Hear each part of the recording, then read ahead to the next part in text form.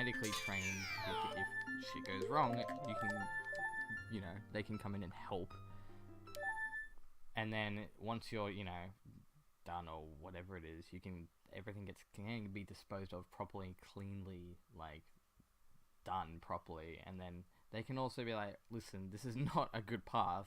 Here's some actual help to get like off that shit. You want harm reduction and prevention. You don't want like, oh, you've got a joint on you? Cool, you're going to prison for a year now. Have fun trying to get another job because now you have a prison record. You're not going to get hired at a company half the time if you have a prison record, at least more or less in America. Because you just don't. So then the prison system isn't for rehabilitation and making you actually like think about your choices and gaining skills to then go out and once you're released, do something productive and positive rather than something terrible that you did do. It's instead focused on just punishment and fucking people over, which is when people are released, what happens half of the time? They go back into crime or they go back into prison. Because they can't get a job because no one wants to hire them because they went to prison. So, where's a place where you don't need a resume? Crime.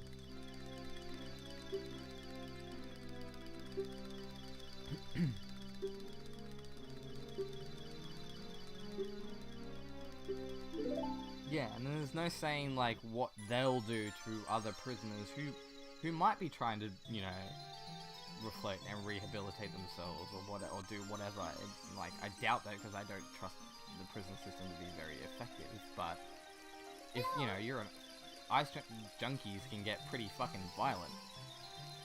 So if you're going nuts when someone else is trying to, be alright, be pretty chill, where's the conflict gonna happen?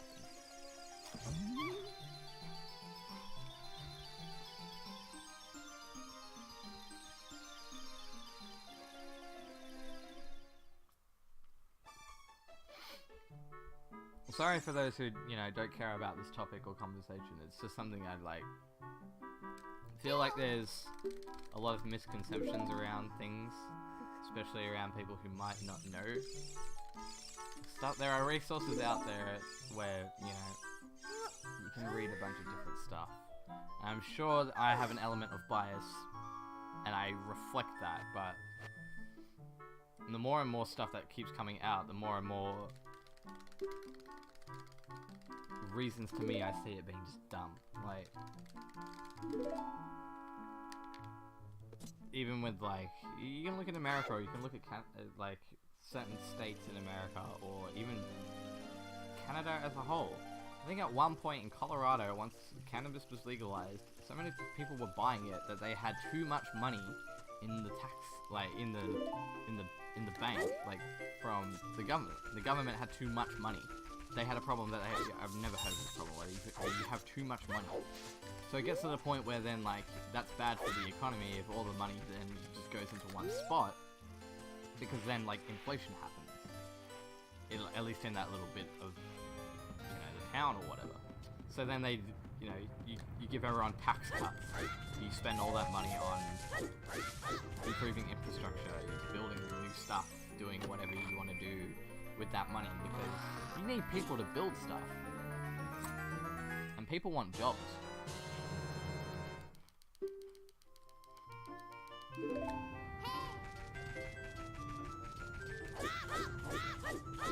You need architects to design stuff, you need construction workers, you need, depending on what other stuff you need carpenters, you need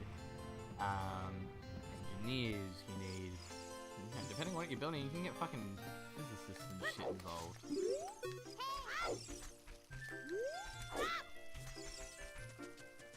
You need, manufacturers, you need,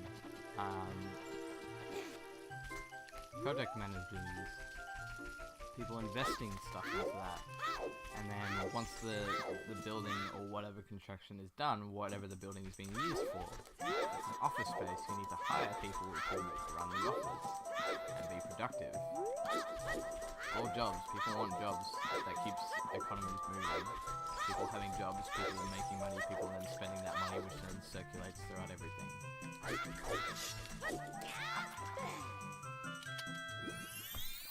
Fucking fair dinkum. So on that point then, why wouldn't you want to legalize cannabis when there's definitely evidence out there to support both negative and like positive effects? But you know, if we're gonna bring in the negative effects argument, then why aren't cigarettes illegal? Because they kill more people than per year, and alcohol kill more people than per year than any other substance. Is that because it's legal, or is that because it's a terrible drug?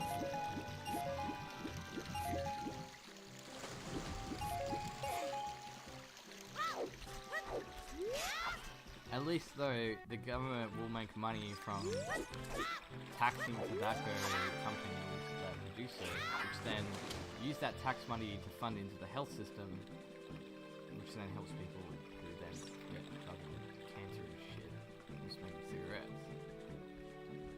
Not a single person has ever died from overdosing on cannabis, because it's basically impossible. You have to smoke the equivalent, I think, of about 15,000 joints in the space of about 10 or 15 minutes. Which, yeah, it's not gonna happen.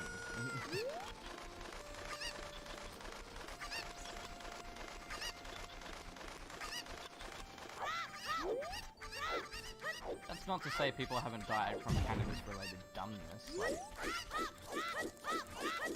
driving under the influence, or, you know, the same sort of mistakes that can happen when you do any substance abuse, I guess, but no one has ever overdosed.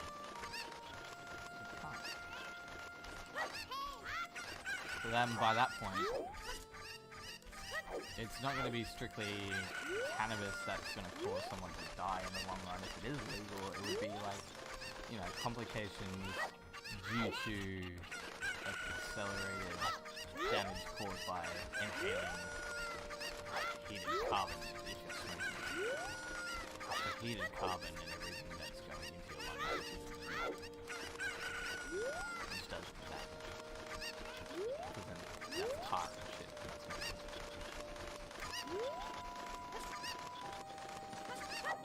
But again, if no one ever really seems to care about how many people die per year all over the world from alcohol and tobacco, and then you shouldn't really care about how many people would die from marijuana, which would be zero anyway. So then, why not just make it legal and tax the shit out of it? Because then by that point, guess who gets the money? The government, not the black market dealer, or the black market dealer's man. You know? Because economically, it's a no-brainer, like, you just have that much money to then spend on everything else. You can spend it on hospitals, you can spend it on roads, you can spend it on schools, you can spend it on, I don't know, the space program. You can do whatever the fuck you want with it. Just like, to me it seems to be no-brainer. Same thing with like, same-sex marriage. Put aside your, like, the religious argument, which I'm not even gonna go into. Gay people want weddings. Weddings cost money. Like, I would think that, yeah, look, a lot of people would get married because it's then readily available and legal, and a lot of people are gonna do it. Weddings cost money to host. Money then gets circulated around. I don't know, it just seemed like a good idea to me.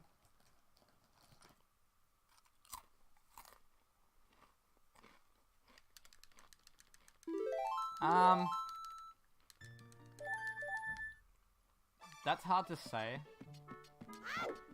I think it was like a survey in the States. Again, I don't really have a lot of Australian statistics because like, a lot of the resources come from the States where it's at least legal in some places. hence they're allowed to do research and stuff. But it's something like 50%, I think it was 50%, I don't know, I can't remember. I think it was a large majority of people though, who were like aged 30 or above, had admitted to trying cannabis at least once in their life. Which is like, you know, it's a lot of people. That's probably like around, I think the population of the States is like 300 something million. So you could estimate between 100 and 150 million people had at least tried a joint once in their life somewhere in America. That's quite a substantial amount of people. So, you know, it's a pretty common outlier. Or common thing.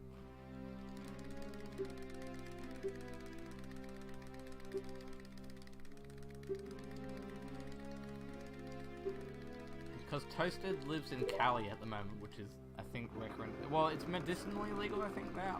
I think it's recreationally as well. But by medicinally, I mean, you could just say, oh, I don't sleep very well, and the only thing that helps is weed, and they'll give you your weed. Like, you know, it's not that hard to get a medicinal license from, as far as I'm aware. An old mate of mine who lived here managed to get one when he went to the States, like, you know, week 1. Easy as fuck.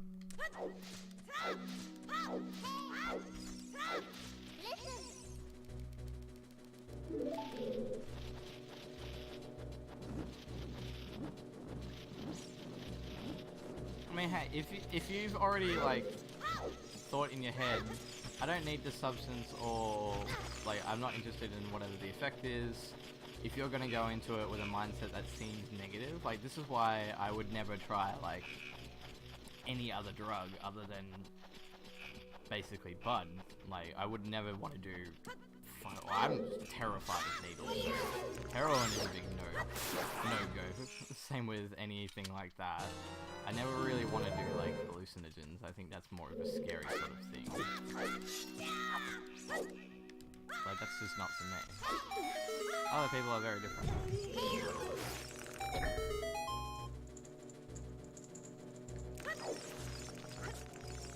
To me, honestly, out of in my personal opinion, the least destructive, least, like, you know, problematic one is cannabis. It just is. To the point where if it's so unproblematic and it just generates a lot of money, why not just get the money?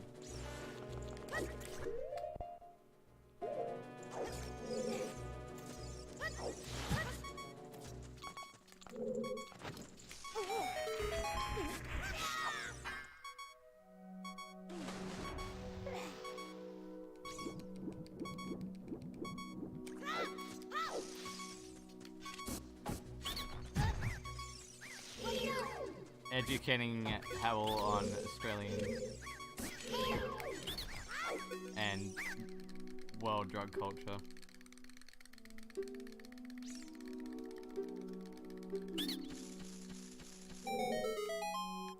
I don't think, okay, 100% honest, I have never tried a substance and regretted it. Why did I pause? The greatest thing about bud, right? If you're having a bad time, it's not gonna last all that long, you know? If you get drunk and you have a shit night and you get sick and whatever, you're sick the rest of the night, you fall asleep and you wake up feeling like horrendous shit.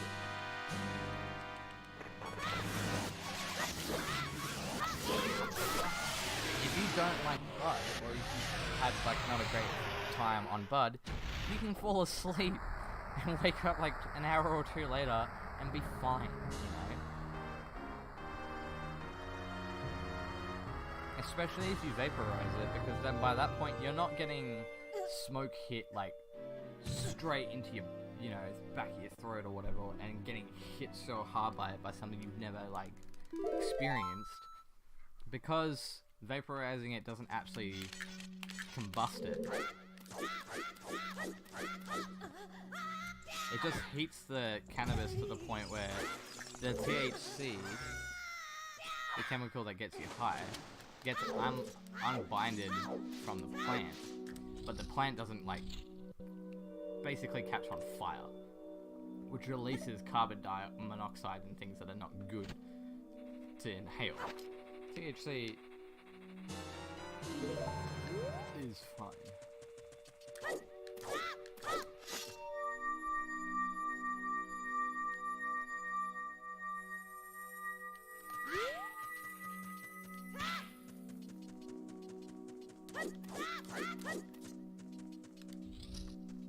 Fucking feeding them.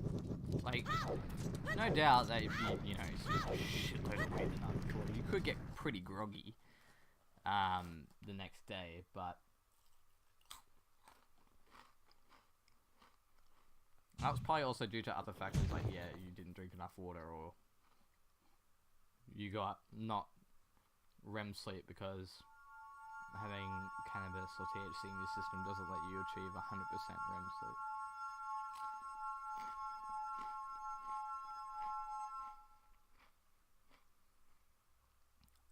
First time I did it, man, I didn't really feel anything. It wasn't until the third time I had ever smoked, which was like, I tried it once, and then left it for like a couple of months, or whatever. Tried it again, left it again for a couple of months, or whatever. Third time, or like, maybe by a couple of months, it's probably like 1 or 2 months. But third time I tried it, absolutely destroyed. And to that day, I think I've only ever had 1 or 2 like sessions where I felt that same amount as my first time. I would argue it was the most I would have ever like.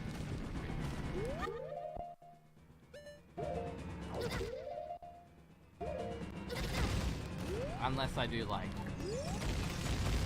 you know, oil, which I don't think I'll really do.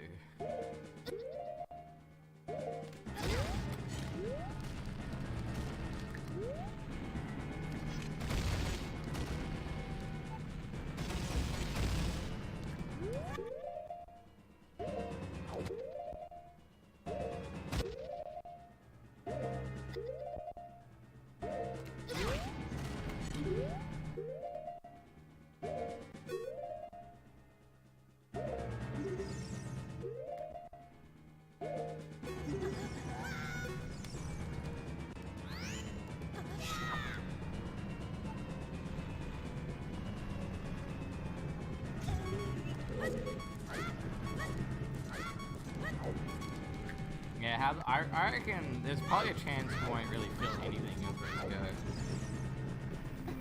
If she's just nice at it.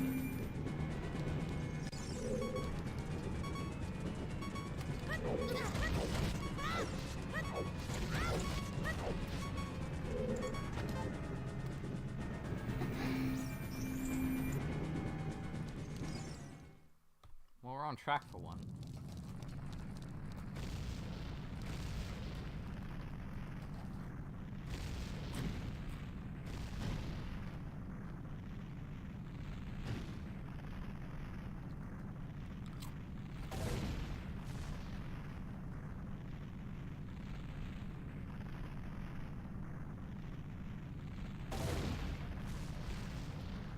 I don't like to toot my own horn about it, but I reckon I'm a fine example of someone who participates in that kind of activity and is completely fine.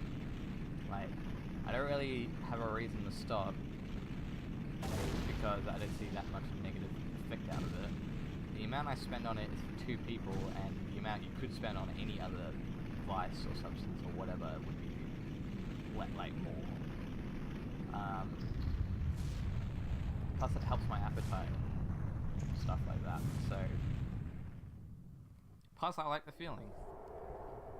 But I finished school, I have a diploma, I have a full-time job, I have a stable relationship, I have a hobby,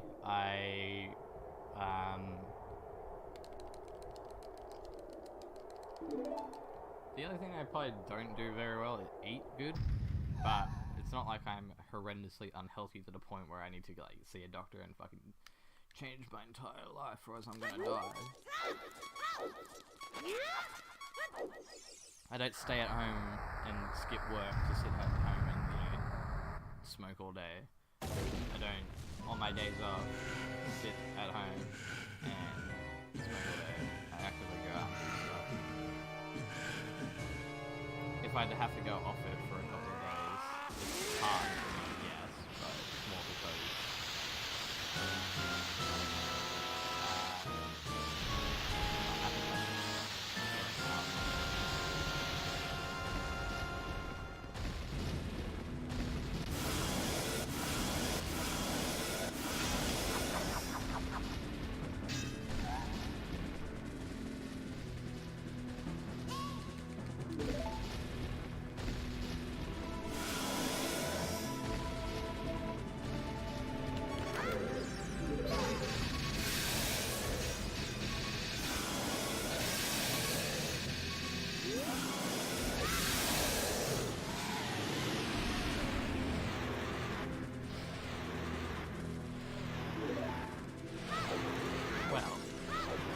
I'm not the only one in my family who does it.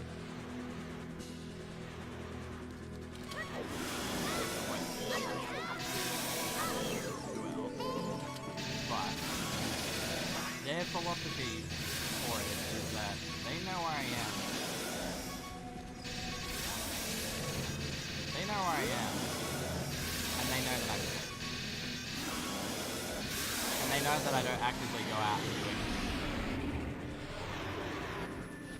Actively, like, go out and come fuck.